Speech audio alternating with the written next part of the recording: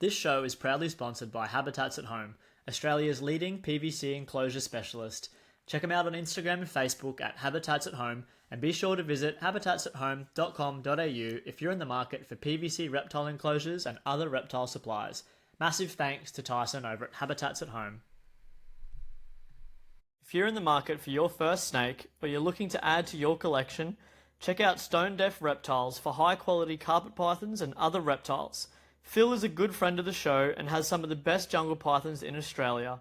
Find him on Instagram at stonedeaf_reptiles and online at stonedeafreptiles.com. G'day and welcome back to ChatGTP. Very excited about this episode. Dan, how are you, mate? Oh, so excited. Really excited. Ecstatic. Yeah. Oh, so ecstatic my hair fell out. It was just, it's great. Yeah, good. Hey, anything new on your end, mate? What's cracking? Not much really. Nothing I want to talk about right yet. But yeah, noted. just enjoying the collection and thinking about the next couple of months and even next year. So yeah, might have to feed getting into it soon. early. Who knows? Oh, that'd be exciting. I'm hoping that I will be in that same boat. I've got a female here that's looking for food. She had her first meal just a couple of days ago after laying eggs. Those eggs are 2 weeks tomorrow, and they all 14 are, as you know, plump, glowing white, gorgeous. So fingers, toes, everything's crossed that they hatch out and whatever it is, start of November. So yeah, and what can you tell us about today's guest, Andrew Owen?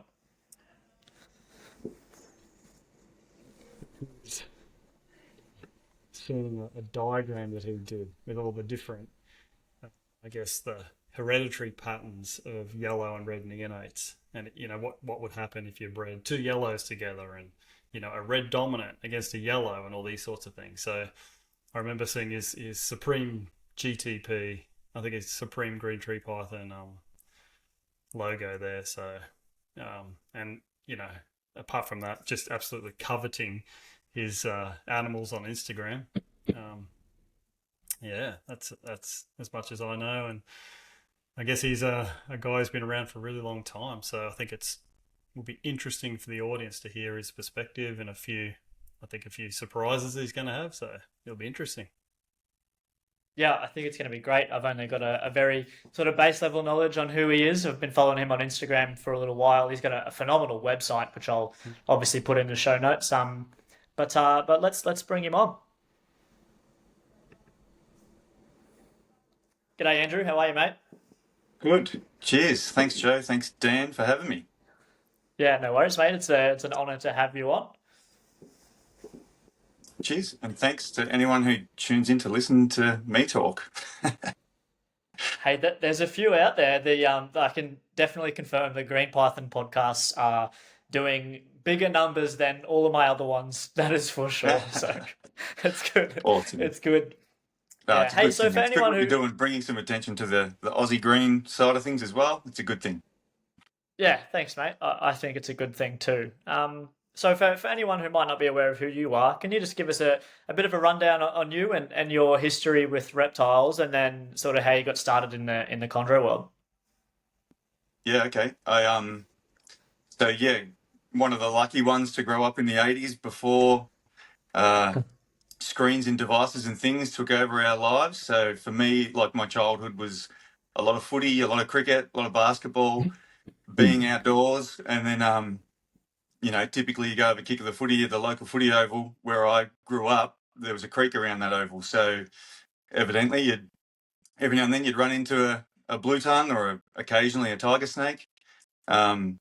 So yeah, I guess it really started with finding blue tongues out along that creek. And I grew up in Diamond Creek, along Diamond Creek. So yeah, probably my mind's just going when you say what's one of the first things. I remember I would go out with mates and catch a lot of blue tongues, bring them home, put them in the backyard, which we had blue tongues in our backyard anyway.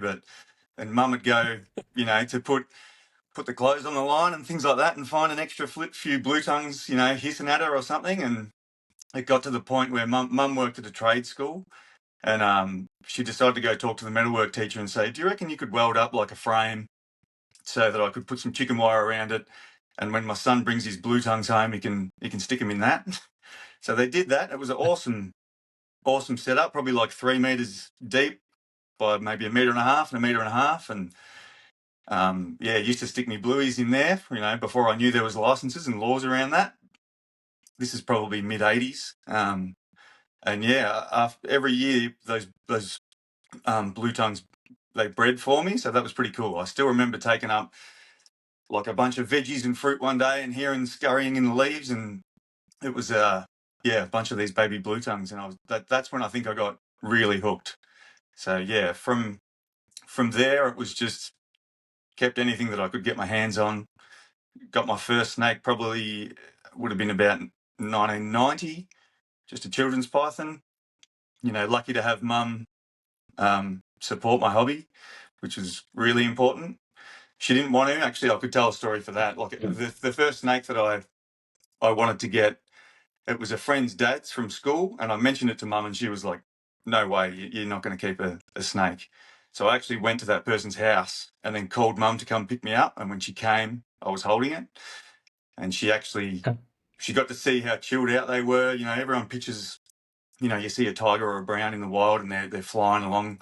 When she saw how relaxed it was, and its demeanour, she agreed. I had to give up the blue tongues to get it, but I got that first snake. So yeah, and from there, like, I kept a lot of different snakes. I guess I'll fast forward pretty quickly, but I did have her just as a pet for a long, long time, and then I finally realised she was getting to nearly 20 years of age, and I wanted to breed her. So got a male, did that, and again, just reproducing, the animals that you're keeping, knowing that they're happy and you're treating them well, was just that was just a real big buzz for me. So heavily involved with the VHS down here, the Herp Society.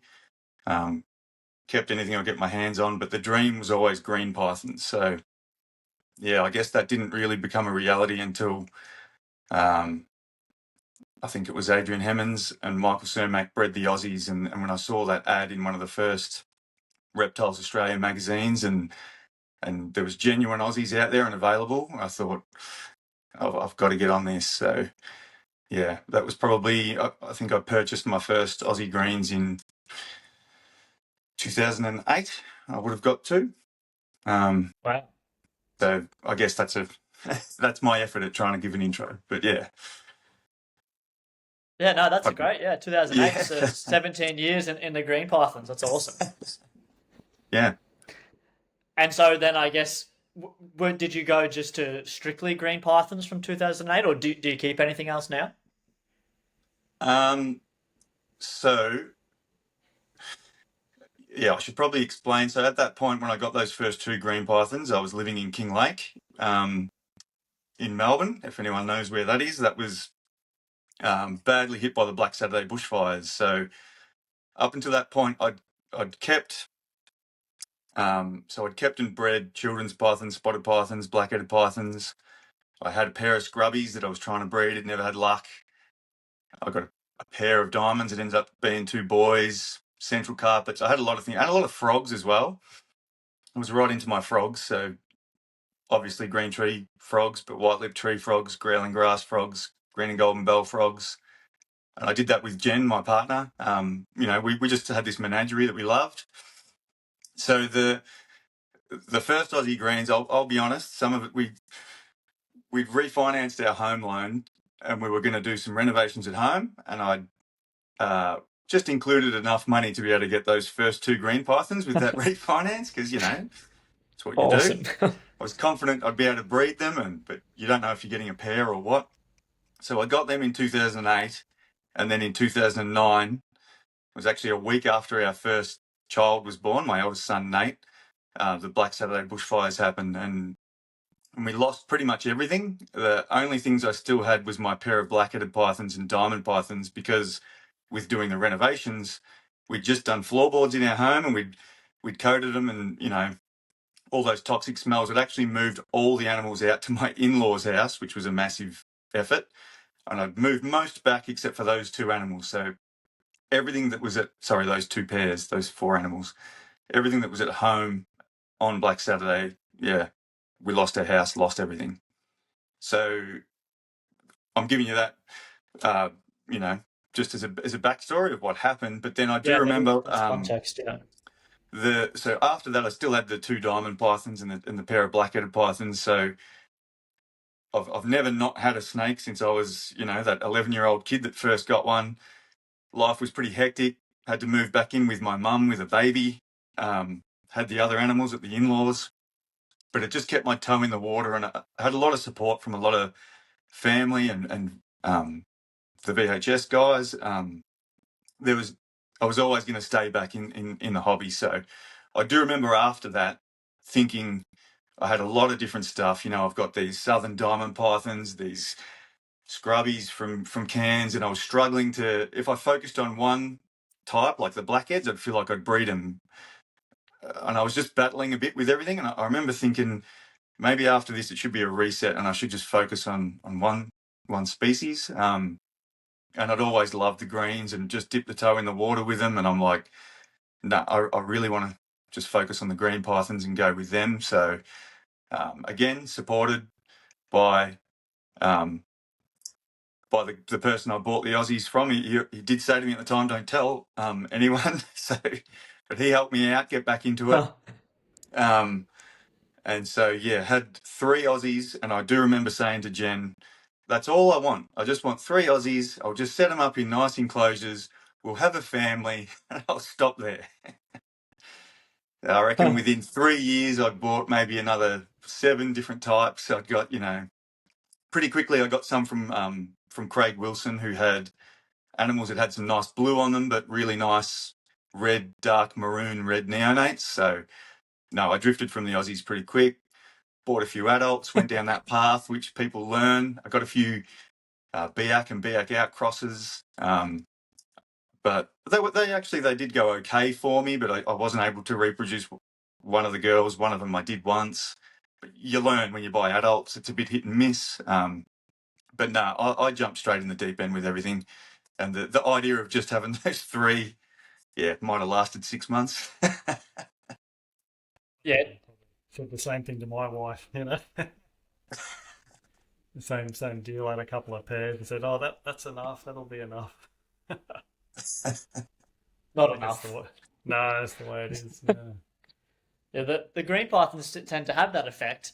I was pretty similar. I got 2. Funnily enough, the green python was the snake that got them over the line with my mum. Mind you, I was in my early 20s at the time.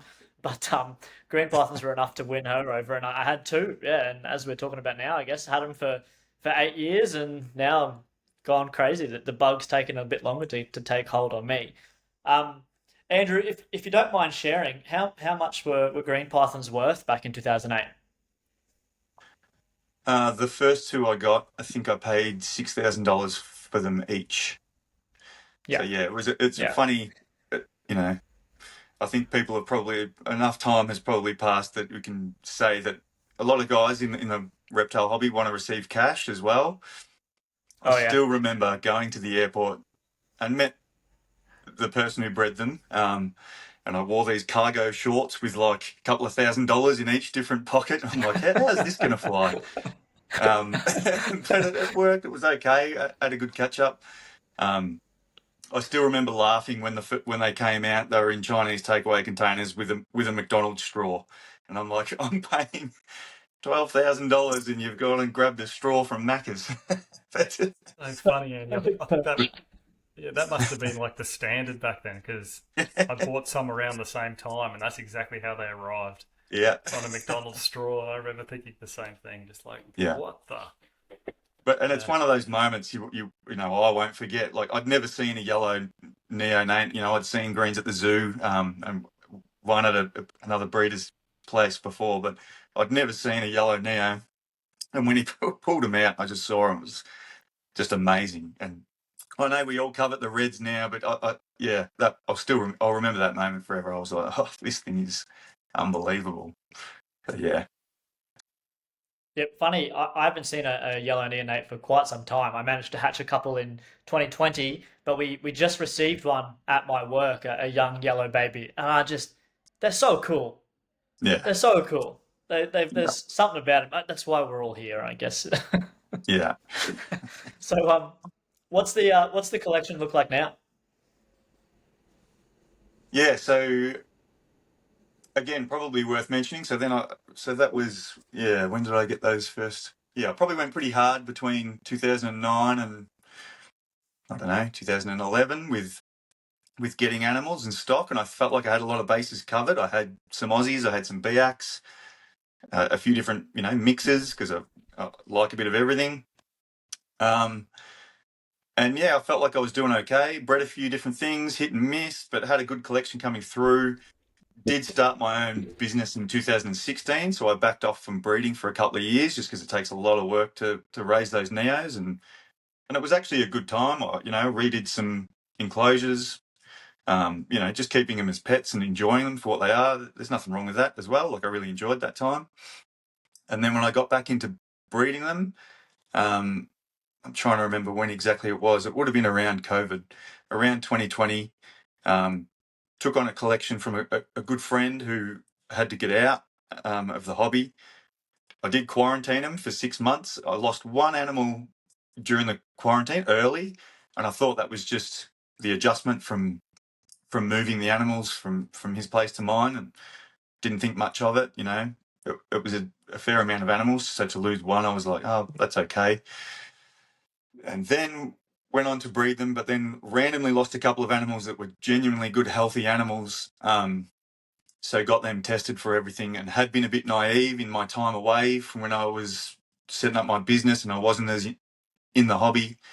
Had missed the whole how prevalent Nidovirus had got, and that tested an animal that had passed away and it had Nidovirus. So then had to test the whole collection, which would have been maybe 25 adults and must have been nearly 30 sort of yearlings or under a year old animals. And I think from memory, it was like 21 of the animals were positive for Nidovirus. So that hurt. Oof. Had this whole idea for a while there that some of them looked somewhat asymptomatic, and I'm like, well, do I get another license and move them to my factory where we have a business, and like I could keep a few there and I could do and ahh'd on it for a while, and I'm like, nah, this is going to take the joy out of it for me. So yeah, just had to make that decision to euthanize everything that was positive, and it was a real reset. But I was really lucky that first year after, or I think it was first or second year after I got back into trying to breed a few things, I'd had a good year and I hadn't sold much. So I had about 20 young animals to grow through. So then it's probably only been in the last 2 years that those animals that came through have got to what age to be able to breed them. So yeah, the collection now I have probably in my room. So I have like a unit out the back, like a bungalow that I've filled with these animals. I've got a bank wall of about, I think it's 27 adult enclosures that are pretty much full. I've got one rough scale python, everything else is a green python. And finally, the racks are looking good again. The yearling rack of 20 is full, and I've got some hatchies that have come from this year. So, in terms of those animals, a lot of my stuff is heavily, a lot of blood from Craig Wilson.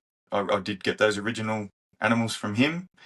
I bought a pair randomly from a guy in Adelaide who was just selling them, who got them from he told me he got them from the pet shop Scales and Tails in Adelaide. So that was Gavin Foreman had bred those animals. When I saw the ad and bought them, I thought they looked like they were Aru type animals. I could see a fair bit of white on them. But then when they arrived, there was a lot of blue highlights. And when I first bred those animals, when the Neos came out and they had these strong as dorsal patterns, I'm like, no, these are something different. So I remember sharing images with Dan Natouche just because I often hassle him in emails, and he's always very gracious in answering me. And he was, very convinced that they were Utarensis type. Like at the time, I don't know, he'd done his paper yet, Jaipura type, he would have called them. with the triple iris band and some light tail tipping and that bold patterning, beautiful yellow. They were all yellow neonates. So I did mix that with Craig Wilson's line, which Craig's is a little bit of an unsure what it is, but it's a bit of a northern PNG type. And that got the red genetics into those animals. So that's something that I really love. I call them, they're a high percentage Utarensis type that have mixed clutches. I love those animals. I'm really trying to establish that line to make sure I can try and get that out into the hobby, because I think it's kind of, I don't see a lot of other people with it, and once mixing those two together, I think they look pretty cool. What else is in my hobby? That's awesome. Yeah, it will be. Yeah. Telling the story, I'm just so glad that's so many holdbacks, because that's the challenge, isn't it? It's trying to start again. I say this to my wife. I said, you can't replace these animals. You just can't go get another one that looks like a lot of these animals. So yeah, it's we're sort of we're like this ark in some ways. We're just trying to do the best we can. And yeah, but that sounds like a really great project. I'm looking forward to seeing how those turn out. Do you get a lot of melanism in those animals at all? Because I've seen one on your Instagram that is just pretty highly melanistic, and I thought, wow, that's wild. Yeah, they go through a fantastic ontogenic color change, and there's always, not all of them, but a lot of them, it's always been the red neonates that I've bred that have a lot of melanism. Yeah. And they go through their color change, and there's heaps, and you think you've hit the jackpot and you've got this ripper snake, and then the years go by and it just drops away a little bit. But that's the goal. That's the hope, that one day you'll land on one, and that'll hold it. But they still look beautiful for me. Anyway, one of them that I've got that went through a great black color change, and now he's lost a lot of it, but he's got these beautiful yellow diamonds, and still cool to me. But yeah, that's the hope. And so another chondro, I would say, is a chondro mate. We've caught up and share phone conversations fairly regularly. He's Troy McNabb, and I think he's got some really nice melanism in his line. So I've got a few of his animals now, and maybe the animal you saw on Instagram might have been, ironically, a yellow neo that I got from him. That you buy these animals and you get all excited about the reds, but the yellow neo that I got from him has got a beautiful amount of black in it. So I look forward to trying to mix those genetics together, and you hope you're gonna land something, but who knows? It's half the beauty of it, not really knowing where they're going to end up, and they're beautiful throughout the whole journey. So you just enjoy it as it happens. Yeah, exactly. Andrew, I wanted to ask a bit more about what your sort of process was, what steps you took after you found out that you had a bunch of Nido positive animals. Obviously, you got them euthanized. Did you go through and destroy the enclosures, or just clean them all out, or what did that look like? Yeah, so first step was to drink a lot of whiskey and cry, and then after that, you might know. I don't know if you've noticed. I'd name my snakes after songs. Is just a thing that I've done for a long time. There's the cohort that came out of the Nidovirus group that I grew out. I've named all of them after whiskeys, because whiskey helped get me through. But then, so what did I do straight after? Yeah, so you make the heartbreaking decision. I had to get, the vet had to come to my house, because it's just too hard to take that many animals. So a lot of money and a lot of testing, and go through and do a second round of testing and all of that. And so, yeah, did decide to euthanize them, which meant I only had, I think, maybe 4 adults left in adult enclosures. So, yeah, I did the F10 clean, and I actually ended up, the way we have a deck at our house that is westerly facing, so we cop a lot of sun in the afternoon. So I actually put all of my enclosures along that deck to just get that westerly sun. I probably left them out there for, 3 months of summer, just getting smashed by that. Then put them all back in and F10'd it all again. And yeah, I didn't really know what else to do other than that. But I probably at that stage only built maybe how I said I have 27 enclosures. I think I'd only built maybe a third. I had a lot of older enclosures that I did throw out, actually. I'm just remembering as I'm telling you now. Yeah. And yeah, it took that time to set up the room how I really wanted it to, made everything uniform and nice because I had a hodgepodge of enclosures. And then, yeah, it was probably a good 12 months until any animals went into them anyway. So, Yeah. And when you're bringing animals in now, what does your quarantine process pertain now? yeah. Yeah, good question. And I will answer honestly. I'd love to say, you quarantine everything for so long and you test everything. I haven't bought an adult since. What I should say from all of my testing as well, everything that I tested, all of my younger animals, anything that was in a rack younger than a yearling, everything was negative. Um, and I think he'd be happy for me to say a good friend, Russell Grant, had the same thing happen to him maybe 6 months or 12 months earlier than me. So we had a few good chats about this, and he found exactly the same thing. All of his adults, not all of his adults, but the animals that were affected were his adults.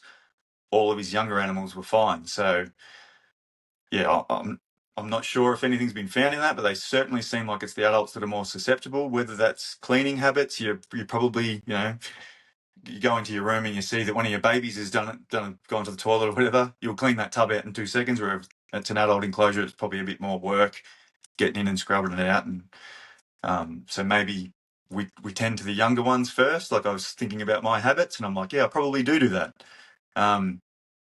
Whether Yeah. they're just not as susceptible to it, I don't know. But so I've taken on animals from 3 different people since Nidovirus, and I do keep them in a separate rack. And I would advise to anyone to quarantine, but I'm going to be honest and say that I actually haven't done a really strict quarantine because I've got them so young. I've put them in a different rack. I do have different tongs and utensils for them. I clean them last, things like that. But maybe I'm a bit still. I could be better probably, but I think yeah, I think you're right though, Andy. I think in your collection, if you have a way of working, I do the same thing where I'll um, clean my neonates first, then my yearlings, and then I'll work through my collection. And then anything I bring in, I do it last. Um, yeah, and that way, then you're not, yeah, moving water bowls. And I'm at the point now where I use like disposable um, from like their canopy water bowl that I can just chuck them out after a couple of uses. exactly. Because I think the evidence is that a lot of that virus is spread through drinking water and sharing water. So and also 100%. too, I think that once it's outside the body, yeah, it doesn't live very Doesn't long. last long. So Yeah, I probably should have said that. yeah, That is changes that I made post Nido. Yeah, I clean everything yeah, with paper towel, throw and it in the and bin. I I and don't I use a scrubbing brush. Like, yeah, yeah, yeah, yeah.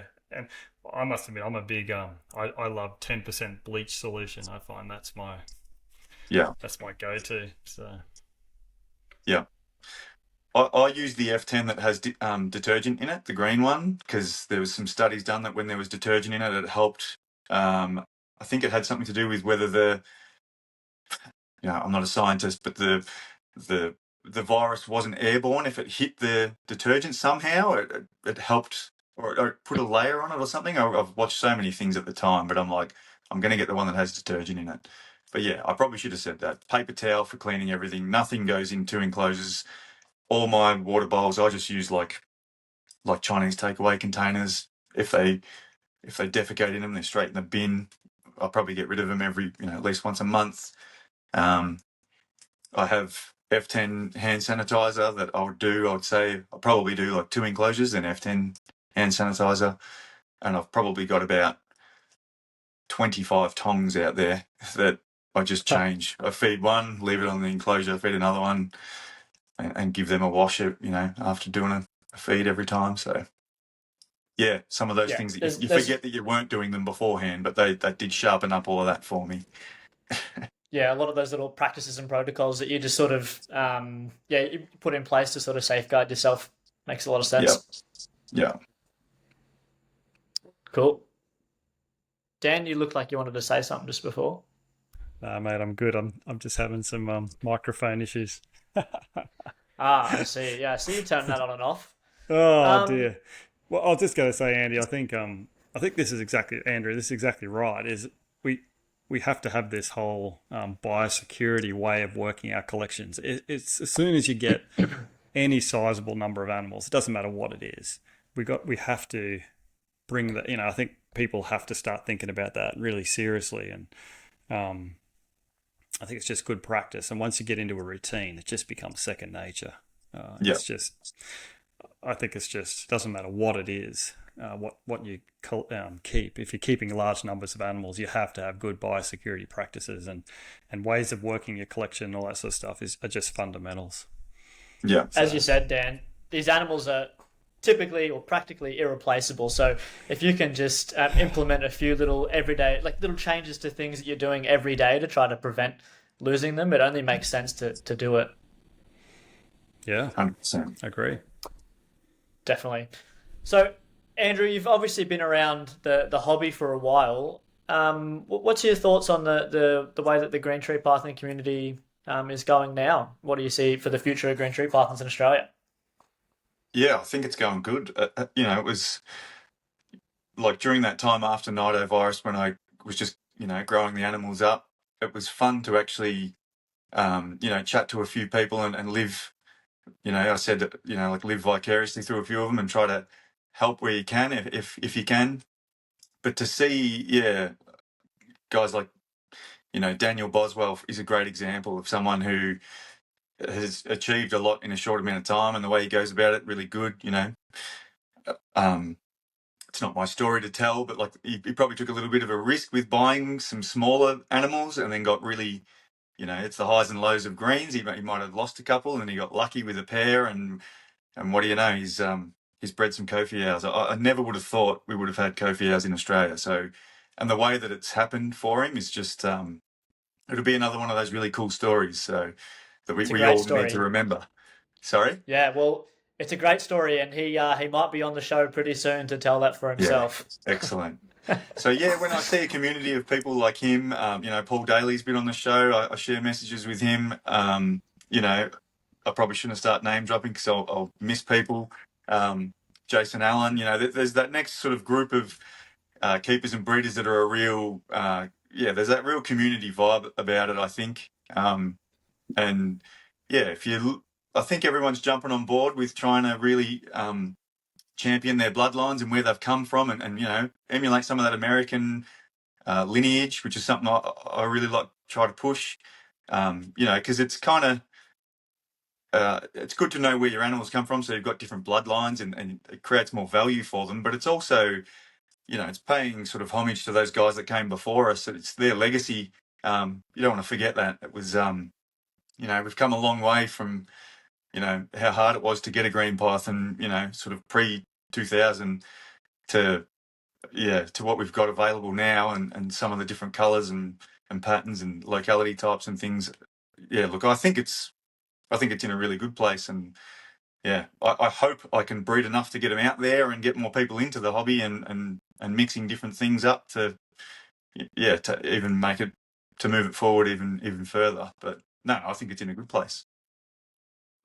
I'd have to agree to that. One thing that I found, like I said before, I definitely wasn't really part of the community until I made a fucking podcast about it and started posting green pythons every day. But one thing that I really love about it is that everyone shares each other's excitement. It seems like, someone posts a clutch of eggs, everyone's, on their backs about how excited they are about it, and Yeah, it's really cool. Everyone seems to sort of have each other's backs. I appreciate it a lot. It's very cool.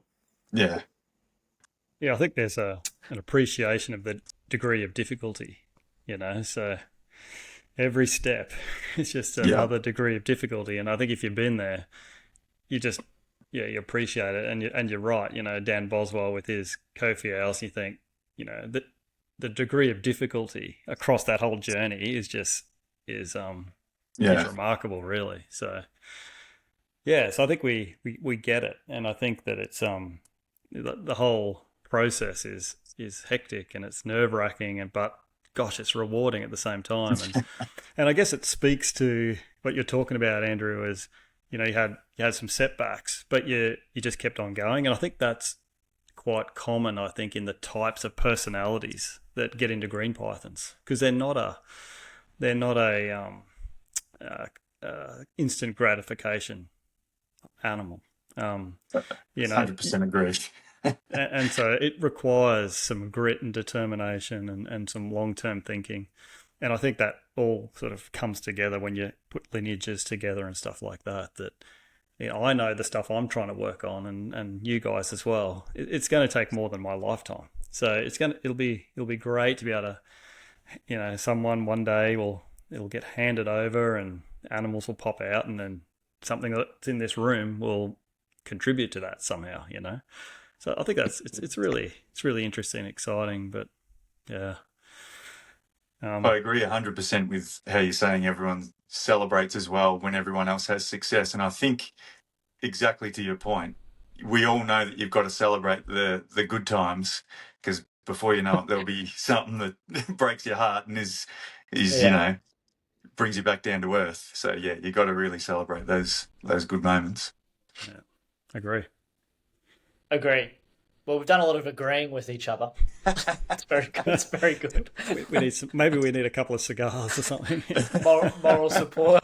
That's right.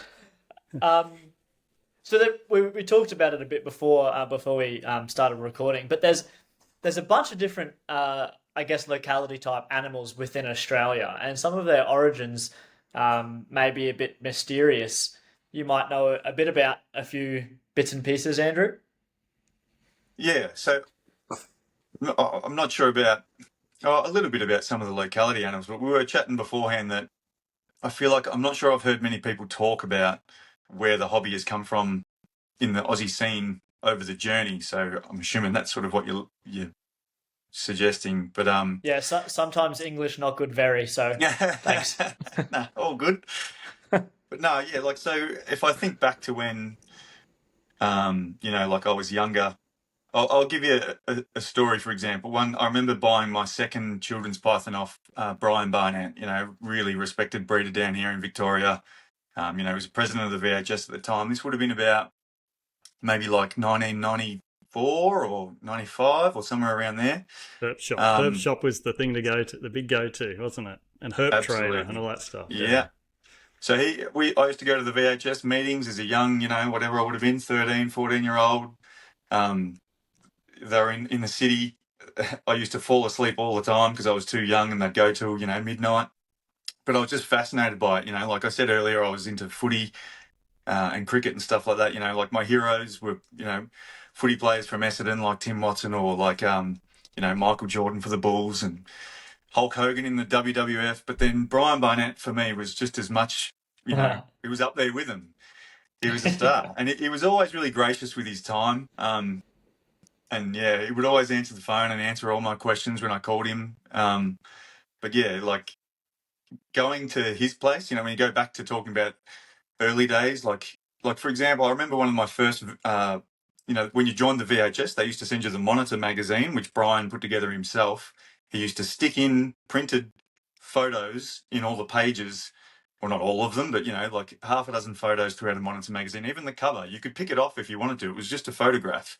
But he would go to that effort for the hobby. One of my first times I received a Monitor magazine, it was an albino olive python on the cover.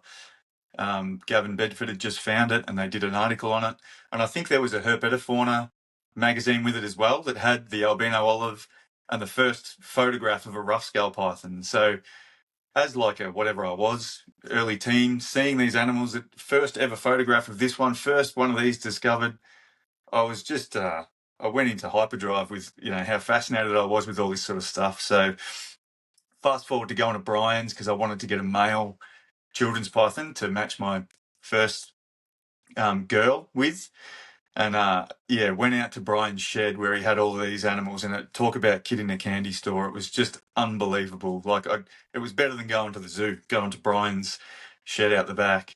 So he's there with what he used to like to do with his tiny little hatchling children's pythons, he would like to feed them to make sure, you know, you could see it in front of you, but he was also trying to pop this male for me. So he's there with his glasses on trying to pop this snake, and I'm just going, Brian, what's in that cage? And he's like, my memory of it is he didn't even turn around. He was just like, that's a scrub python. What's in this one? Oh, that's a black-headed python. So I was looking at all this stuff, and I'd spent like months saving for this children's python as well. $200 as a 12-year-old, you know, washing cars, doing whatever I could to get my cash to get this snake. And then I do remember spotting this green python at his place. And I've just gone, what is that? Brian, what's that? And he's, again, not even looking at me, just that's a green python. I'm like, Brian, I've decided I don't want to spend my $200 on the children's python. I want that. And he's just looked at me over his glasses like what people do. And I was like, he just didn't answer. He was quiet. I realized he was quiet after a while. He didn't want to talk until he had my gaze. And I looked at him and he's just given it he's not for sale.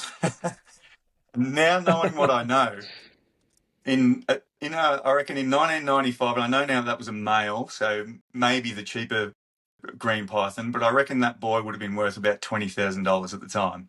And I'm there offering him my $200. Like, come on. But yeah, so where green pythons were at in the 90s, like, so from what I can tell and everything, and we can all read it in the More Complete Chondro, the first greens that were bred in Australia were Rob Breddle at his Cardwell Zoo. That was about 89, 90. And I know then after that there was Taronga Zoo had a clutch in about 1990. There's an article in Thylacinus, one of the magazines, about that, and that was a mixed clutch, really dark black neonates. But then after, so they're, you know, tied to zoos. The first private person that I can find that bred them was Bob Buckley. Have you guys heard of his name or no? So he was up in Cairns and he was breeding them in the early 90s, but there was it was the wildlife department's mission to not let him do this. I don't know all the ins and outs and where his original animals came from or anything like that, whether he got them from Robbie Breddle or if he found his own, but yeah, he bred some, they would get confiscated. Then it'd go to court, he'd win the court case, animals would have to go back. Then all of a sudden they couldn't find all the animals. You know, people read between the lines because these things are worth a lot of money. You can Google his name if you Google Bob Buckley and seizure or green python or things like that, you'll find information about it. But yeah, like I don't want to talk too much about innuendo, but I believe there was even a point where his animals were sent to Australia Zoo, and I think it went to court, and even Steve Irwin was, you know, trying to say that these animals shouldn't be in captivity, which seems really ironic when his whole setup is a zoo, and everything where he came from was a zoo.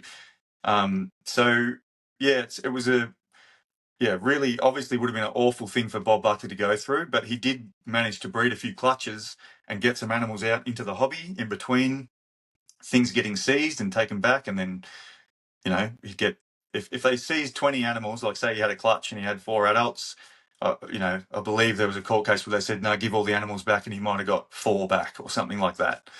But from there, he did manage to sell some to the guys that were setting up Ultimate Reptile Supplies in South Australia, so URS.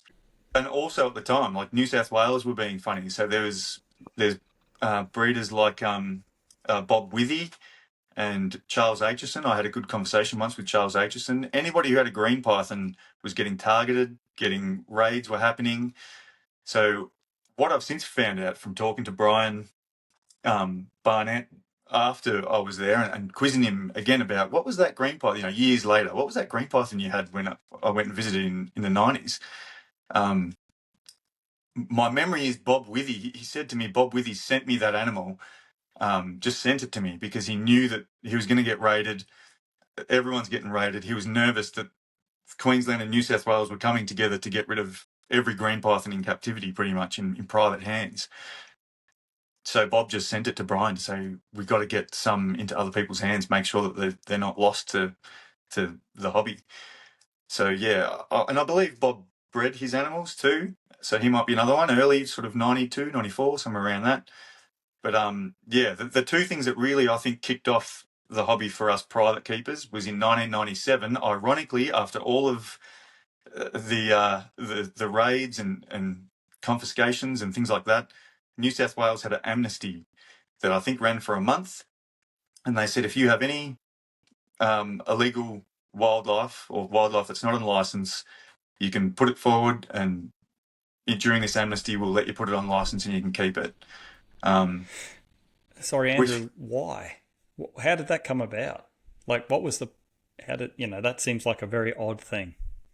yeah, I'm not all over it personally because being from Victoria, but I believe it was. I think they might have been redoing their licensing regulations. I'm not entirely sure, but I don't know whether it seemed almost like, reading between the lines. It's like the people that were policing it on the ground weren't communicating with the people that were actually making the regulation. I don't know, and maybe they were just tired of, trying to confiscate things. And what do you do? And it was like, all right, here's your chance. Let's put it all on license and start fresh. I don't know, but so yeah, that amnesty that happened in 1997, there was about 20 odd, 25 green pythons declared in that amnesty, and those people were allowed to keep them.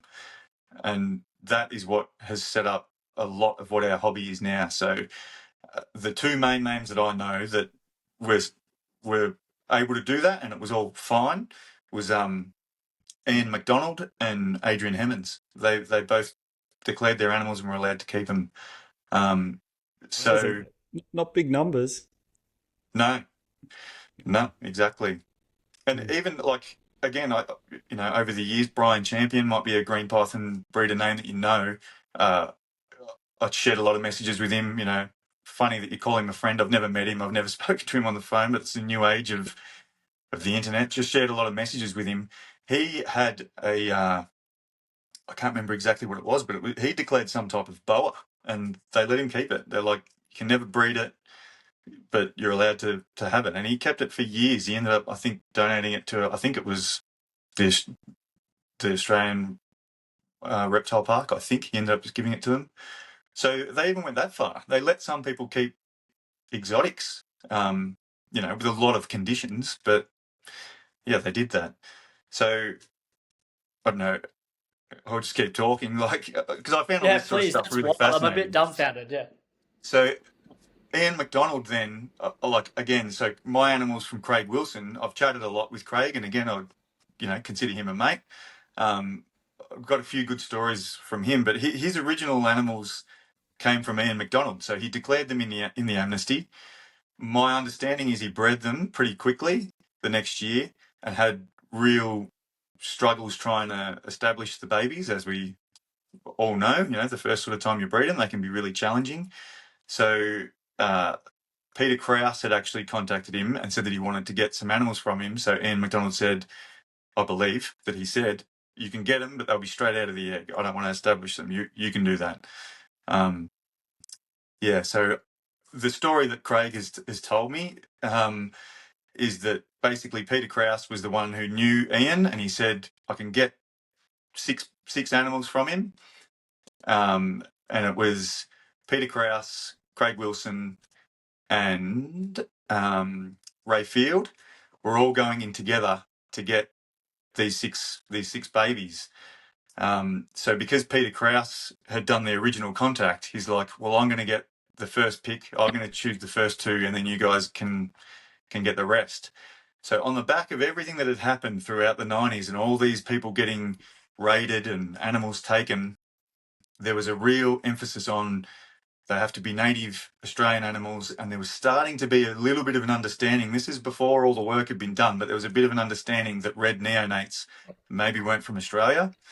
So Peter Krause gets there and he's like, well, I'm picking these two yellows, because there was 4 yellows, I believe, and 2 reds. He's like, I'm not touching the reds. I'm getting these 2 yellows. So Craig got a red and a yellow, and I believe Ray got a red and a yellow. And then, it's funny because we talk about some of these different lineages that people have, but it often stems back to some of these amnesty animals. It's probably a story for Craig to tell, but you'd never get him on this podcast. But he did mention to me that Peter Krause lost one of his pretty early on in the piece, and as they got a little bit older, ended up working out that Craig had, I believe it was, say he had 2 girls, and Peter had a boy. So he's like, all right, I'll bring one of my girls over, or vice versa, whatever it was. They didn't have, a pair. So Craig took his animal to Peter Krause's place. They bred, and then he got the eggs, and they were always going to go halves in it. And he said, he got a call from Peter. She's laid her clutch. Come get your half of the clutch. So it wasn't wait till they hatch. So he said, I've gone and got my eggs, put them in a salad bowl, and drove back home with them on my lap in this salad bowl. And ended up, he hatched all of them, and that's where Craig's bloodline sort of came from there. Wow.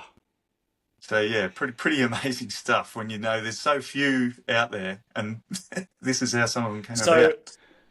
Andrew, Julius Krause is a really good mate of mine, Peter's son, and Right. he's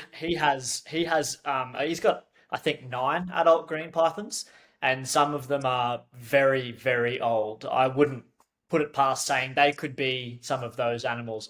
They could be from back then. Yeah, I'm sure they would be. It's interesting. I send pictures of them to Dan and say, "What about this?" He's like, "Oh, I think that's what this is. This is that type." Or like, okay, cool, thanks, Dan. They're so old they got cataracts, I think. Yeah. But so I know that Brian Barnett ended up sending his male up to Peter Krause as well, and they would split those babies year after year. And I've recently, just this year, got some of those animals from another breeder up north, Sue Sparks, and I'm rapt to have Brian and Peter's bloodline to add into the mix. So very, very hardy, strong, good animals, big clutches. It's a good bloodline. So yeah, I'm really excited. So yeah, I guess the history of it, that amnesty was really important. And again, Adrian Hemmons was really important with what he brought into the hobby as well.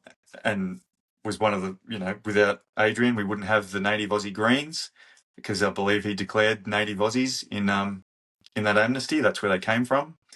And then URS, what they were doing with the animals that they got from Bob Buckley, some massive clutches. I remember he had a girl called Diva that I think she laid 38 eggs one year.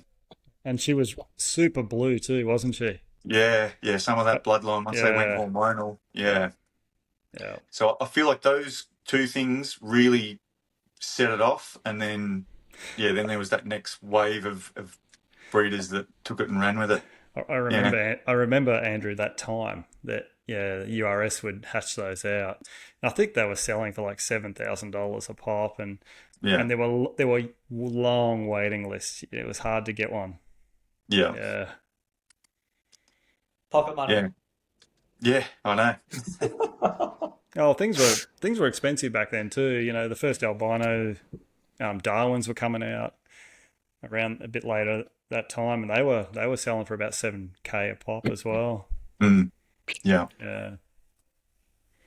That's awesome. And I mean, there's obviously been other bloodlines that have come along from who knows where, but I think that is the core of what has become our hobby.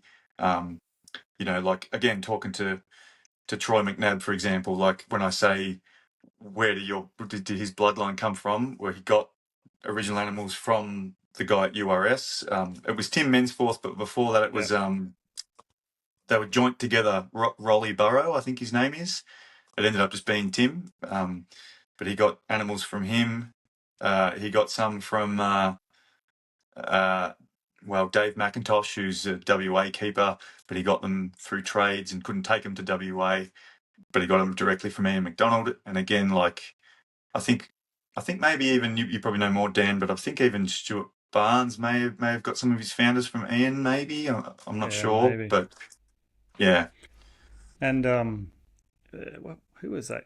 Pails for Scales. That was another. Yeah, Roy. I remember him. He must. I think. It's going way back in my early life, but I think he looked like he had Biak type animals, and I just remember it was the Wild West definitely back then. There were so many snakes I bought meeting people at McDonald's, waiting in McDonald's for some guy to show up with a snake in pillowcase, and They we'd Yeah. had sit to go down in and and get the straws. yeah. Well, we'd sit down and have a chocolate thick shake, and you Yeah. pull out a wad of cash, Yeah. fill out the Crazy, isn't paperwork. it? People be looking at it, going, what the heck's going on? No one, because there's just no one trusted anybody, and it No. was, and then that's how you'd meet, and then you're like, okay, you're all right, and then you go back to their place, Yeah. But it was, Exactly. And I'm the same. I feel silly doing it. But yeah, when you've been around and you've heard of thefts and things that have happened, and I always meet people, somewhere neutral to us. But then once you do it, and like you say, you get chatting to them, you're like, oh, they're all right. I should have just let them come over. But you get so paranoid. you never know. Yeah. Yeah. Nah, stuff them. Vet them all. It's interesting, Andrew. You're sort of touching on something. I think there was a period of time where the yellow neonates in the Australian hobby were really sought after. Absolutely. There was a shift. All they wanted was yellow neonates, and they actually didn't think too much of a red neonate. And it's the same thing I've got from Troy. Again, he'd be someone that would be great to get on a podcast like this. I think he's way too private to ever do it. But chatting to him about his animals, again, he got some animals through some trades. People knew of him because he was a good breeder. So I think there was some agreements that the first few clutches they might split them. And he just said no one ever wanted the reds. Everyone was too scared of the reds. So he's like, no one ever wanted the yellows. I got left with all these reds. Have I said that the wrong way around? I'm getting myself confused. We know what you're saying. No one wanted the reds. Yeah. Yeah. Yeah. So he he's ended up with a group of adults that were all red neos, and he's probably breeding these red dominants who we don't know just yet. But it just fell that way because people were too fearful of losing their animals. Yeah. Darren was saying the same thing. People didn't want the reds, and so he ended up with some reds because people didn't want them. So it's so weird. How times change.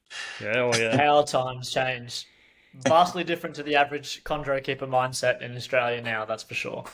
Yeah. No, for sure. Well, that's something that interests me a little bit, and obviously a lot, but I just don't really understand yet how the mechanisms for red and yellow neonates operates. Like how does an animal become red dominant, and how do you test for it? Well, obviously you test for it by mating it. Yeah. But the good news is, Joe, you know Mendelian genetics, so it's just Punnett squares, mate. That's it. The theory, there's a hypothesis, but it's still work in progress, if you ask me. I don't think it's still right, but the theory is that yellow is a recessive trait, so same as being an albino. And if you understand how albinos work and then pass on that heterozygous, we'll just treat the albino as I've got it wrong again, as the yellow. Yeah. And it had been working for me for all of my pairings until recently. The theory was if you're breeding two yellows, you can't get a red. There's no way. But if you're breeding two reds, do they carry that? Are they heterozygous for yellow? You could say it that way. And if they are, you're going to get mixed clutches.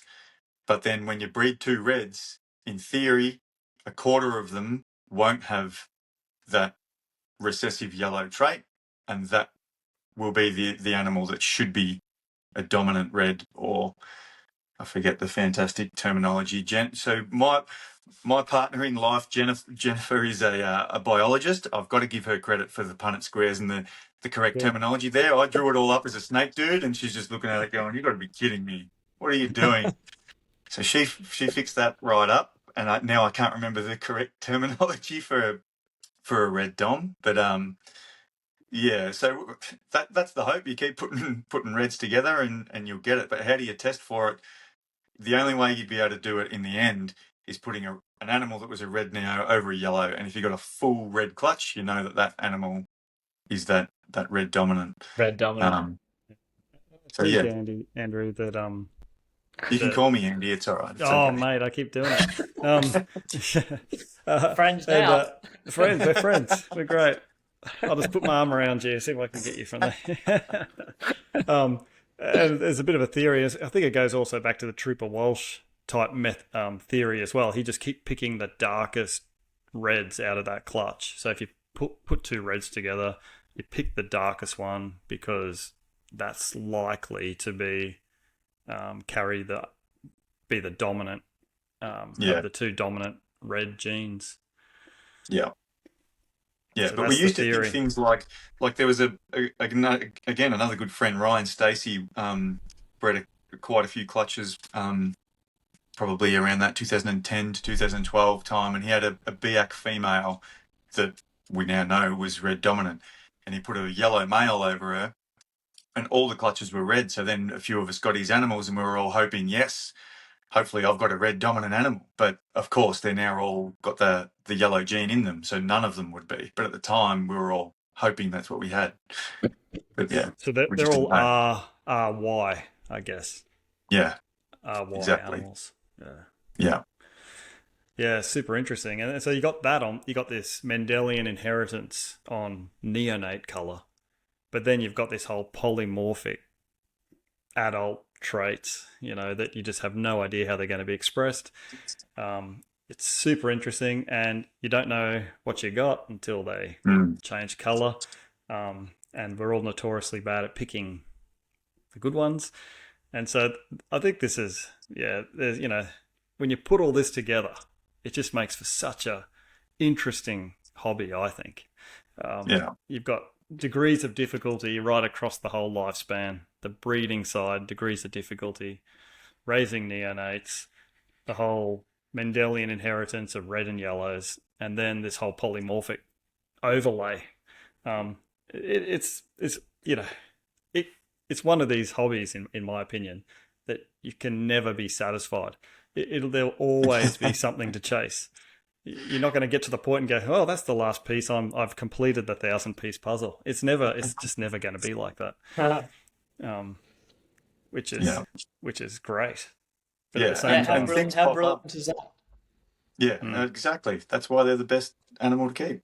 Yeah. And Big call. I like it. like I said, I was just starting to think, I think I've worked this out. This hypothesis seems to be ringing true, and I've got a male that is a red animal, red neonate, and I bred him over a female, but I stuffed up maybe the incubation a little bit. A couple of the animals hatched, but they weren't great, and a few were dead full term. And I think I might have had about maybe 6 in that clutch that I could actually see what they were, and they were all yellow. I put the male over a female that was a yellow neo. So I'm like, oh, that's unlucky. What's the chances that all 6 were yellow? Well, so I bred him again last year over a girl that, again, was yellow, but he was a red, and I hatched 4.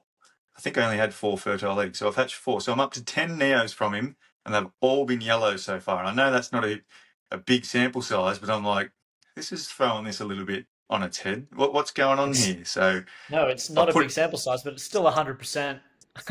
Yeah.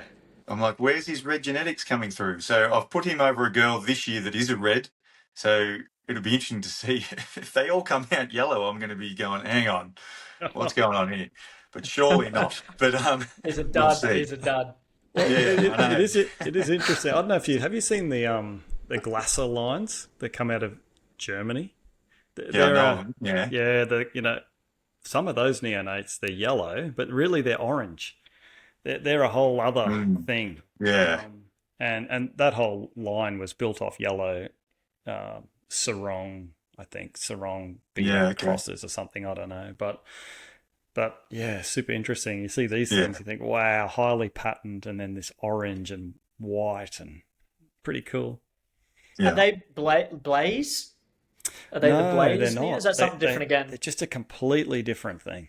Yeah. I think a lot of people, when they first turned up, thought they were carpondros, didn't they? Because they just look so unique. Yeah. But I don't think they are, but yeah, they're just so different. Definitely not. No. Yeah. Yeah. But again, it's just, a particular person. I think this line started in the 90s, put particular animals together, kept selecting for traits. And here we are, 30 plus years later. I think, it's interesting. I think that's the lesson for me too, is to be really focused and try and hold back or breed the traits that you're looking for, and because females only have so many reproductive events, and you don't always get many cracks at it. Yeah, exactly. It's not And like as some we of know, those that other can. pythons. Yeah, like I just had the one pair of black-headed pythons just churning out animals year after year. I think I've bred them 5 or 6 times or something. Yeah. You get to green pythons, and from my experience, if you can get 2 clutches out of a girl, you're doing good. Like that's one thing that is the next layer for me to try to work out how are some of these guys getting so many clutches out of females and keeping them healthy. Um, that is something I've really struggled with. Getting girls to bounce back from a clutch and go again multiple times has been hard for me. Yeah. Well, yeah, there's definitely seems to be. Obviously, I can't speak from too much of experience, but I've got this female here. She's looking like she could get mated with again right now. She's bounced back. She laid eggs 2 weeks ago, and she looks like she's hardly lost any condition. So I'm sure there could Yeah. be some sort of genetic component to that. You know, just more stronger, robust animals out there, and that's for sure. I guess that's something we Yeah. could select for too. But then you compromise obviously phenotype and whatnot probably. I had a female lay a mid-20s clutch. The next year, laid 31 eggs. Wow. One slug, 30 fertile eggs, 29 hatched. Yeah. Yeah. That's awesome. And it's exactly, it's a thing that I like. Another keeper that I'm, a really close friend of mine is James Lyon. We chat about it a lot, and the theory, and again, another good person to get on the podcast. But I know we talk about things. I think his theory is quite similar to I don't know if you know the American keeper Rob Worrell. He was all about selecting those really strong, vigorous animals over the Yeah. animals that maybe looked a little bit prettier. And I think, and that's not saying they're not prettier animals, but I think that was like a James Lyon really honed in on that with David Layden's bloodline. He's just like, when I got these animals, they're just so strong, they grow so quick. I'm going to use that to base my collection around and then sprinkle in some of these different colors and things like that. I think it's smart. Yeah. You get that good, strong genetics and then those big clutches. Yeah. Whereas I've maybe always got drawn to the visual and had, yeah, I haven't had, particularly for non-Aussies, like Aussies, I've had some good 20 egg sort of size clutches. But like I said, that type that I really like, that's what I consider a high percentage Utarensis bloodline. If I was to get 10 or 12 eggs, I'm stoked.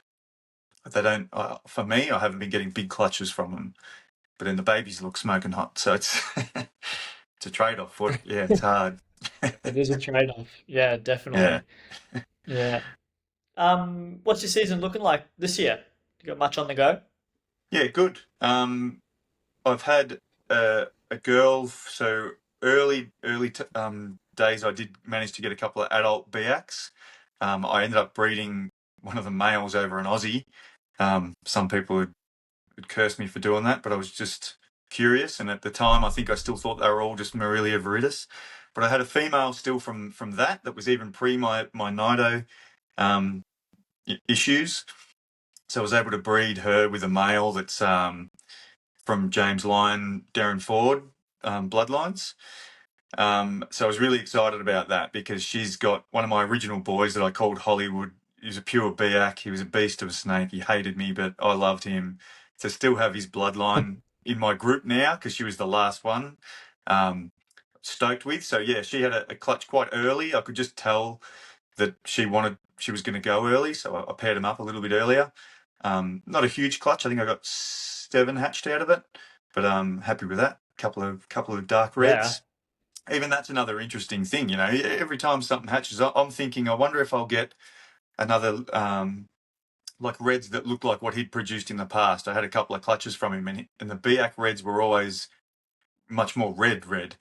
Whereas because I've used the animal that the red genetics flow back to Darren's bloodlines, which goes back to Stuart Barnes. They're so dark. They're these really, really dark animals. I didn't get a Black, some brighter of them. red. Yeah. So that's cool. Almost, I'm happy that I hatched them. almost black with like these gold diamonds. They're like flecks of gold on them. They're Yeah. wild. And so yeah, I've had another two. Well, so I've just had a week off of this. I've just come back hectically in the last hour before we jumped on for this podcast, and I just ran out to the room because I knew I had a girl due to lay yesterday, and she's coiled around eggs now. Oh, I didn't pull her off though because I didn't want to see if there was slugs or anything, and then come and be all dreary Yeah, during this podcast. set the mood. So she's laid. I've used a Troy McNabb animal over her, so that's cool. That's starting to blend in, and she's a Craig Wilson cross a Russell Grant sarong animal that I bred. So yeah, that'll be something a little bit different and unique and cool. He was a red Yeah, cool. male, so we'll see. And I've got a girl in the nest box now that is that high percentage Utarensis bloodline with that boy. It's a red to red pairing, but it's that boy that hasn't produced a red yet. So that'll be exciting. And I've put the Aussies together, which I haven't bred for probably 5 years or so, and she's just had a prelay slough. So yeah, it looks like I'll have. I think that. Oh no, actually, I did have another small clutch that's in the incubator. Only 2 eggs. I'd actually forgotten about them. I don't know what day they're on actually, but that's cool. Better check them. Might have to check them. So yeah, hopeful. That's from a male that I've got that yeah, his name's Glitch. Uh, Again, that high percentage Utarensis bloodline. He had a really black color change. So yeah, hoping that I can get an animal that holds on to some of that black. So no, excited to have a few options and things coming through. So yeah, Yeah, that's awesome. So what's that? Five clutches in total, and some seriously high quality pairings there, by the sounds of it. I hope so. Yeah, hell But yeah, yeah, that's it's awesome. good. It's Well, probably one thing to even touch on. Like how that please. first pairing went early. I don't know what you guys find. I don't know that I've seen a lot of people talk about it, but what I do for breeding animals, I like to feed them quite heavily over the summer months down here, and I spray them quite a lot, thinking it's the wet season, you know. So I'll feed females like 70, 80, 90 gram rats. There was a time where we all drifted to feeding mice, I think, or a lot of us did. I Yeah. didn't have a lot of success during that time and couldn't get the weight on the girls that I think they needed. So I'll give them big feeds over summer, and then it How gets often? to probably more often than people would recommend in most. You know, when I Yeah. hear people talk, because I don't feed as much, or I stop feeding at a point. So I would say I'd give them a good, if it's a big rat, fortnightly. If it's a Yeah. 60, 70 gram rat, sometimes I'd even be prepared to do that weekly a couple of times, just to really get Yeah. that good feed into them. I agree. Um, I agree with that. I do the same thing. I feel like yeah, you need that extra calories to really kick them over. yep. And so then I get to about March, and I actually stop feeding any of the females that I want to pair in particular. And the reason I do that, and it's not a hard and fast rule. This is like I have like a guideline that I sort of go with, but you got to be observant of your animals and tweak it and change to what you're seeing. But so I could see, for example, that Aussie Biak girl. Um, she was starting to shift where her thermal preference was to the cool side. Um, so that is what I always look for. If I see a girl switching from the warm side to the cool side, I know things are starting to happen in their reproductive. You know that they're changing. They're shutting down their food drive and their digestive. Look, again, not a scientist, but I think they actually those organs that reproduce actually get active and they grow, as far as I understand, in their body. So I like to stop feeding. Because I feel like if that girl's then shifted to the cool side, and that's usually a sign for me to saying she's ready, Nelly, for a male, if not soon. If you go then feed her again, she's going to want to digest that meal, so she's going to drift back to the warm side, and I feel like that starts to maybe throw off signs as much as anything for me to be able to watch them and see what they're doing. So I prefer to back feeding right off, if not stop. I pretty much stop. Look for them to do that thermal preference shift, pair them up. And I don't know why that is, why they're chasing the cooler side. You know, is it for sperm retention? Does it help with something in there getting their organs going. I don't know what it is, but it's definitely something, because I just take photos all the time and I go back and look and go, oh yeah, she's moved from where she was sitting, over summer. And again, that could just be because they're digesting more when I'm feeding them heavily, but I think you can clearly see it when they shift to that side. And then, yeah, you get your matings and everything. And then once things start moving forward into follicle, they'll drift further back towards the warmth again. And look, sometimes I'll see them do that shift and I'll pair them and I think everything's worked, like it happened this year. And I'm waiting for them to go into follicle and drift back to the warmer side. And I'm like, this girl's just not doing it. And the pairs have, gone a bit, not copulating as much. And sometimes it is good. Then, look, there was one this year, I'm like, bugger it, I'm going to give her a rat. Let's just see if that does something. And I literally got one rat into her, and then she digested that, past that, and then I could see her rolling the coils, and she was under the heat again. And I'm like, that's weird. It's like either a coincidence or that was some kind of biofeedback, and it just triggered it. Maybe it gave her the confidence that she had the resources to go through and produce a clutch. I don't know.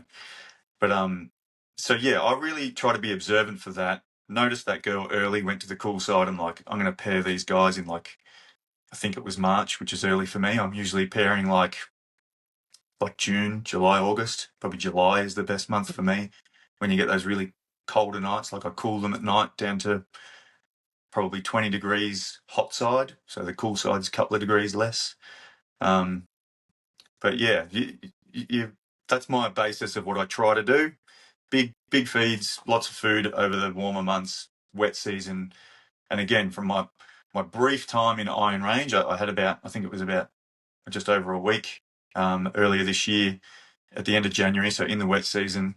And the one day that it absolutely poured with rain when I went into the rainforest that night spotlighting, it was the one night where I actually saw quite a few mammals kicking around, which I found ironic. I was like, why are they out in the rain? So I don't know. Is there prey or a food item they want to get, or what made them active in the wet? I don't know.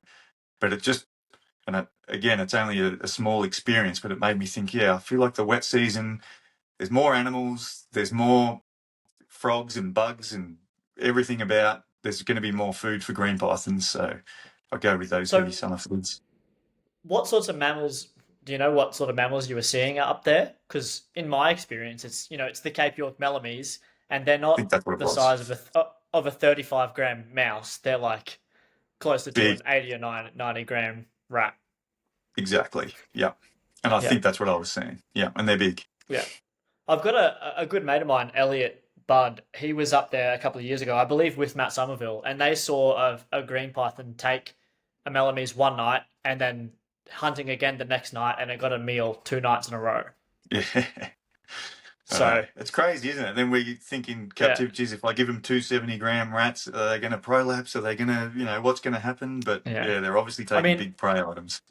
they are obviously in captivity. They're not moving 20 meters down to their ambushing site every day, but Tough to emulate that. Yeah. yeah. Yeah, very cool. Well, it looks like you could have a pretty busy couple of months on your hands, mate. That's for sure. Yeah. And I hope so. Look, I love it. It's an outlet for me. It's not something that stresses me out. It's actually something that calms me down, getting out there and getting babies going. And, got, 3 young kids, busy life, coach a footy team, got my own business. That's actually a bit of me time, or I just put some tunes on and get them going. Yeah, I very enjoy it. grounding. Yeah. Yeah, good. Yeah. Have you got one particular highlight in your career that really stands out, or your career with chondros? I mean, Um, oh, geez, yeah. It's like Dan said earlier, we're always looking to the next thing, aren't we? So it's hard to say, actually. Like obviously hatching that first clutch. Like my first clutch was Aussie natives. I think the girl had 19 eggs. And of course, like, your first ever clutch, every single one hatches. You get all of them feeding. You're like, how easy is this? I remember that being pretty special. But then, yeah, you get grounded with your next clutch and you can't get any of them to feed. Um, yeah, maybe last year when I paired 2 reds together again that were the grow out group from after Nido.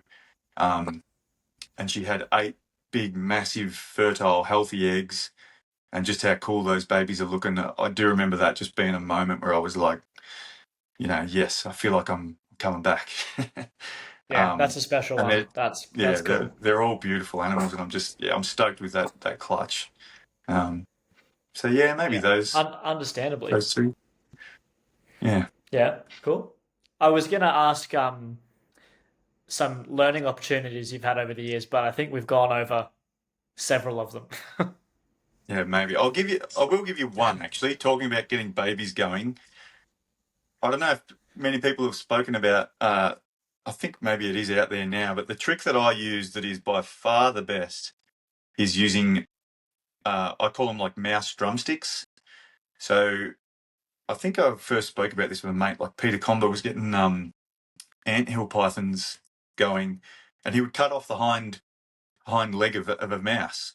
So I was doing that to assist feed animals, because you try and do it with a pinky and they're a sloppy mess, and then Oh, you it's change to gross. pinky Yeah, heads. Yeah, you switch to pinky heads and you're like, are they even getting anything here? So I remember cutting off this. So I cut off the back legs of a mouse, skin it, and then cut off the ankle. So you end up with this perfect little drumstick. And so because you've got the thigh bone in there, when you assist feed them, it's so much easier. And when you skin them, it's actually, I don't know if I'm being a bit gross here, but it's actually kind of a little bit sticky. So I have a method yeah, where I have a little jig that I've made that's got a skewer on it. I use this because you always need a third hand. So you do have to hold the snake behind its head. I get it on the skewer, come off the skewer, and just place this mouse thigh in their mouth, the meaty end in, and it kind of just sticks. Sometimes they'll manage to spit it out, but it's really quick. I can do it in, I reckon, like under 10 seconds. I can quickly get the snake out, open it, pop that in, put it back, and it'll swallow it. And one day I was doing this, and maybe one of them was being a bit tricky. Sometimes you get one that might want to hold its mouth closed a little bit more. And I put it down for a second, had a swig of my beer and sat the drumstick down next to a pinky, because I was also trying to get other animals eating. And I'm looking at them going, both of these food items are just as natural to these snakes, a pinky or a mouse drumstick. I'm going to try and feed the drumstick just from the tongs. And it actually hit the drumstick and it just stuck in its mouth. And like this snake's trying to spit it out and moving its head. And the more it's moving its jaws, the more it started going down. So if I've got an animal now that is a strike and drop animal, I go to that method and it works, I would say 95% of the time. If it's going to strike and I can get it to hit that mouse thigh, that drumstick, it'll end up swallowing it. And sometimes it only takes 3 or 4 feeds like that. And then the next time you go in with a pinky, and it'll just take the pinky, it'll learn. That has go been, for it. it's been a game changer for me for establishing babies using those mouse drumsticks. Yeah.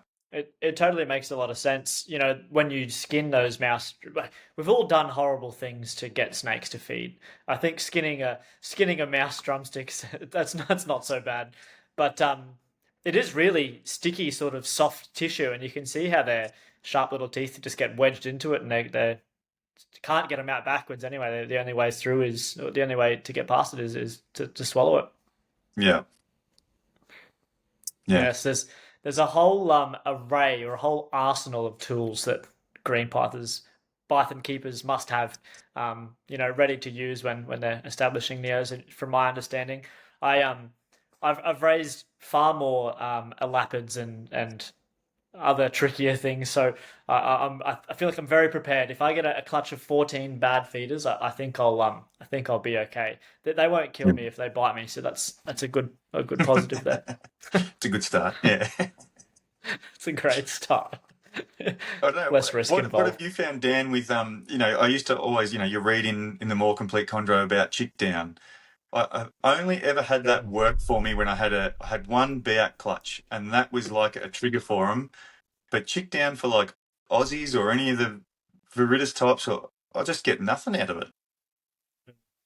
I actually use budgerigar feather. Oh yeah. Funny Okay. enough, that works pretty good for me. And for my tricky ones, I use mouse tails.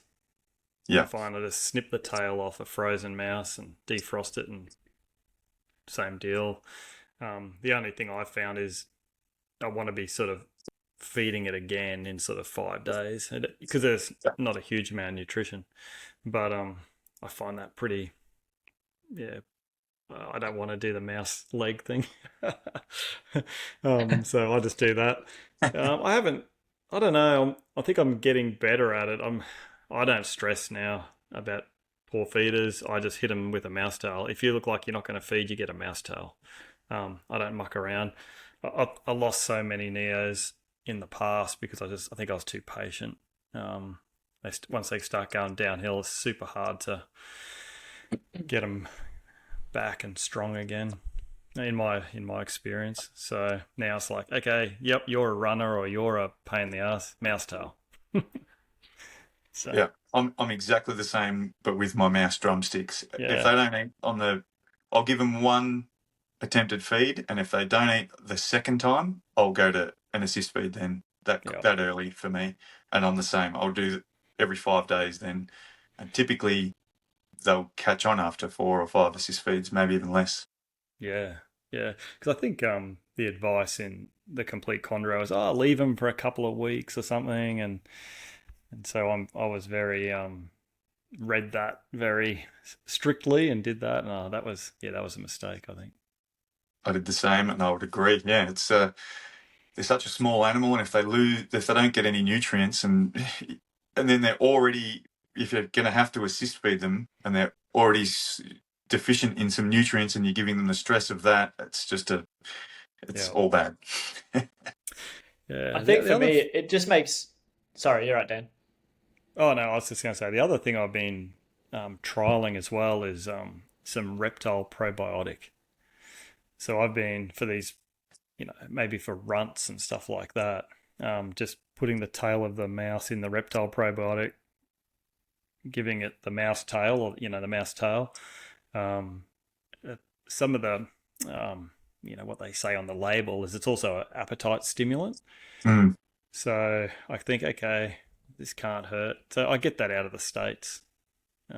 It's been a interesting thing. So I've had some animals regurge as well, and it tends to fix that as well. So the Yeah, next okay. meal, I'll give it the reptile probiotic, and then that's it. It won't regurge again generally. Yeah, yeah, So nice. Awesome. I was just going to say before, Dan, I think for me, I can probably be a bit of a stress head. So I think if I can just get something into that animal and know that it's not going to keel over, that's something I'd prefer to do. And yeah, give it a week or whatever after, but at least knowing that it's got something in there that settles yeah, my mind a bit. and you want Mm. it to I be also easy, like the idea. and low Yeah, stress. I like the idea of them getting their digestive juices, flowing and operating as they should too. Um, I think we've probably all had experiences raising things where, you might not get it to feed, but it might strike, and that's a positive step. And then the next time it might strike and hang on and spit it out. That's a positive step. I kind That's of it. like to add in, an assist feed to get those digestive juices working and operating as they should. I see that as another little positive step to add to that. Yeah, and it's another one of these things I think for new breeders is to, yep, you might get, let's say, 10 eggs. You might hatch 8 of those. You might lose another 2 or 3 that you could have some issues with them. I've had neonates with funny heads, or fused tongues, or you got some, maybe a spinal kink or something like that. So there's just these levels of attrition the whole way. So um, I think that's one of the. I kind of agree with what you said before, Andrew. Is I like to pick strong animals as well, because I think that's one of the fundamentals of breeding livestock is you want to try and pick strong animals. But yeah, but there's that balance, because you want the Mm. mutation as well, and a mutation's a weakness. Yeah. So but I think that's where, I've spent a little bit of time looking at breeding models and things like this, animal breeding models. We can take some of that and cross them back into, wild type or stronger genetics, just to be able to take one step away and then step back in. I think all those sort of ideas, are important. And if we think that we've had small founder populations and we're breeding probably brother sister together way back, and so there's likelihood of high inbreeding issues as well. It's just not as easy as just grab a few snakes, put them together. You have to think about it a little bit. But all that, that's all fun. But Isn't it? Well, we're creeping up very close to the hour and a half mark. Anything in particular that you guys wanted to cover before we wrap things up? I just wanted to say thanks, Andrew. That's really cool to hear some of that history. We don't. I think most of the chondro keepers today wouldn't know that history. So I think it's interesting, and it kind of, we have this kind of like a really interesting history, and it's somewhat of a what's the word? It's we're persecuted, as snake keepers, and and this just adds to the enjoyment of the species. Keeping it is the history of what people had to go through to actually have these in collections. So No, exactly. Yeah, And I think agreed, Andrew. it's good to that information champion what we've got here. So yeah, we should celebrate what those guys went through, and keep those lineages going. Definitely, yeah. That information's invaluable, mate. I really appreciate you sharing that. That's stuff that everyone out there with a green python should sort of at least want to know about. So thanks for sharing that. Much appreciated. Cheers. I've got a couple of questions left. They're pretty quick ones. Have you got any words of advice for somebody looking to get their first green python? Just this. Actually, like there's a lot of information out there now that is actually really easy to find, and it surprises me how often I'll get a message from somebody that's just like, it's really easy to write a one-line question like, how do you breed these? It's really hard to answer in a message or on a phone call. There's so much information out there. So yeah, just absorb as much as you can. And we all do things a little bit different, don't we? Like take the bits you like and run with it. But yeah, I don't know. Yeah, patience is key, and you got to love it. You got to do it for the right reasons. Don't do it because you think you're going to make some money out of it or something like that. You got to really love it. Yeah, definitely. Because you'll end up putting more and more money back into it. I guess that's all I'd say. Yeah, absorb all that info and have a lot of patience. Cool. And now a fun one I like to ask at the end of these is, if you could add any green python to your collection from anywhere in the world, which one would it be? Oh, like an individual animal. Wow. Yeah, if you know, if you've got one in mind. Oh, geez. I've always wanted Kofi owls, I'll be honest. So I'm really kissing Dan's ass a lot lately. So any Kofi owl would make me really excited. And yeah, look, an animal like Joe Black back in the day, or the Sickness, one of those animals that's got a lot of black. And even some, like, I think Joe Black had quite a bit of yellow on him as well.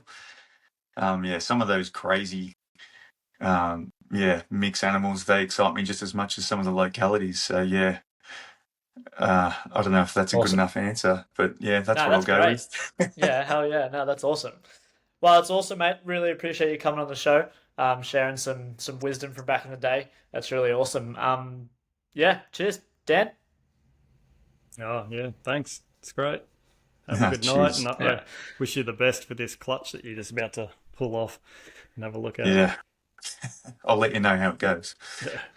Awesome. Cheers. Thanks heaps for asking me to, and happy to come on. I've only been asked a couple of times for these sorts of things, and it's always been when things haven't been good, so I haven't wanted to jump on. So timing was good. Collection's going good. Just spent some time in the Iron Range earlier this year. I'm pumped. So awesome. Thanks for the opportunity. We appreciate your time. Yeah, very much. Absolutely. If people are looking for you, where can they find you and see what you got going on? Yeah, good point. We do post things on Instagram, but I do not have Instagram. Jan does those posts, so I apologise to anybody who's messaged us on Instagram, and one of them is Dan, that I didn't answer you. It's easiest to jump on the Supreme Green Facebook page for me. Like I'm terrible with social media stuff, but yeah, if you could message me through Facebook and Messenger, that's probably easiest. And yeah, you'll probably get the standard. Sorry, I'm not selling anything because I'm a shocker for selling animals. But I'll hopefully that changes in the next year or two, and I can get some stuff out there to people. Yeah, awesome. Well, I'll put all your links. I believe you've got a website as well. I'll put all those links in the description. Yep, I Thanks so should much for know what coming that on. is. No worries. Thanks heaps, guys. Really Awesome. enjoyed it. Cheers. Awesome. And thanks for listening, everyone. If you've enjoyed the podcast, please consider giving us a like and subscribing, and feel free to share it on your platforms as well. Thanks, everyone, for listening to ChatGTP. Remember to check out habitatsathome.com.au or Habitats at Home on Instagram or Facebook for all your PVC reptile enclosures and reptile supplies.